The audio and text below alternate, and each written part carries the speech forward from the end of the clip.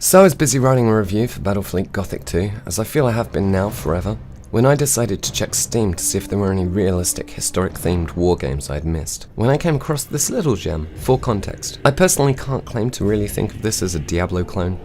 I barely played Diablo. When I did, I just thought of it as Gauntlet for a generation that gets their motivation for playing by loot and XP, rather than the fact that you've slipped countless 20p pieces into an arcade cabinet. Might as well put in some more since you got this far. In any event, I think the kids today, and since 1996, would probably call this a Diablo clone. But then, you know, Doom became the game by which people referred to other FPSs as Doom clones, but I doubt that happened straight away.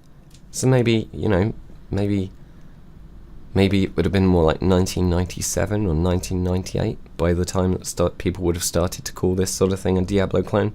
Anyway, I feel like this might be some sort of digression. The thing that made this game an instant buy for me, despite Diablo having a playable necromancer and Chaosbane not, was the Warhammer part. Opportunities to spend time in the old world rather than the Age of Sigmar will no doubt become more sparse. Necromancy envy aside, Warhammer Chaosbane is looking alright. It is still pre-release, but the hours I've spent with the game so far have been a blast. I played through the entire first part of the beta, and I regret nothing. The last game I played like this was 9 Parchments, which had a fun gimmick of allowing friendly fire and combining elemental damage from your spells. It was pretty neato. This game breaks less molds, I suspect, in its presentation of a co-op hack-and-slash dungeon crawler, but this time, thankfully, I won't be forcibly immersed into a knockoff Harry Potter world. Warhammer Chaosbane sees calamity befalling the Warhammer world, as anyone familiar with the setting or Games Workshop's management of the world will no doubt be expecting. The solution in this case is some pretty decent hack-and-slash combat that can be played alone or in co-op online, or up to 4 players locally. I haven't actually played online, so maybe you can play that with more than 4 players, but I suspect that the limit will be 4. I've been mostly playing local co-op and have had a massive blast.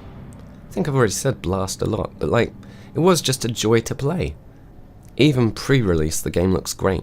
As the name suggests, Chaos has been naughty, and you must become their bane. You get to choose between Wood Elf Archer, Dwarven Slayer, High Elf Mage, or an Empire Foot Soldier. So far I've only had experience with the Mage and the Foot Soldier on account of them being the only playable characters in the first wave of the beta. The combat has been pretty solid by all accounts, plenty of cool abilities.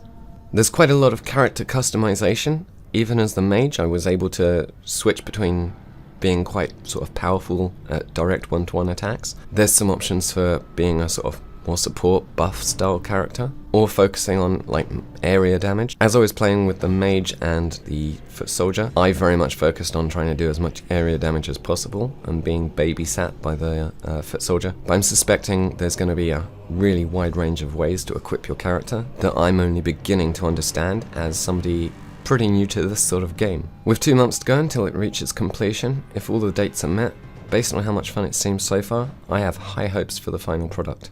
The beta was entirely spent trawling through sewers, which got a bit boring visually, but I expect the full game will have a wider range of environments. If not, that could become a problem. I worry the price could alienate folks as well, and prevent this game from developing the audience it will probably deserve.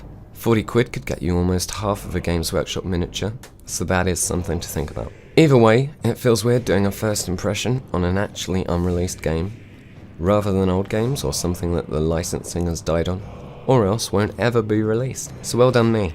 I'll try not to make a habit of it. I pray to Sigmar there will be DLC along the way, introducing more characters, as not being able to play as a witch hunter hurts me in my feelings. A Priest of Sigmar would be pretty cool also. The current characters are a little bit bland, but as I say, the character customization makes them be pretty much whatever you want them to be. It'll be interesting if in the comments people can state what characters they wish could be included in the game. I await the next stage of the beta with bated breath. Hopefully it'll stay on course and not experience an undue end time. I'm a big fan of the proliferation of local co-op games over the last few years on PC. I played the game on local co-op, which worked seamlessly in my experience. As I say, I didn't play online this time round. Next time though, I will be giving it a bash, and I will report back. Till then, good luck to the devs with this. I really want it to work out. Toodle pip. Knowledge is power!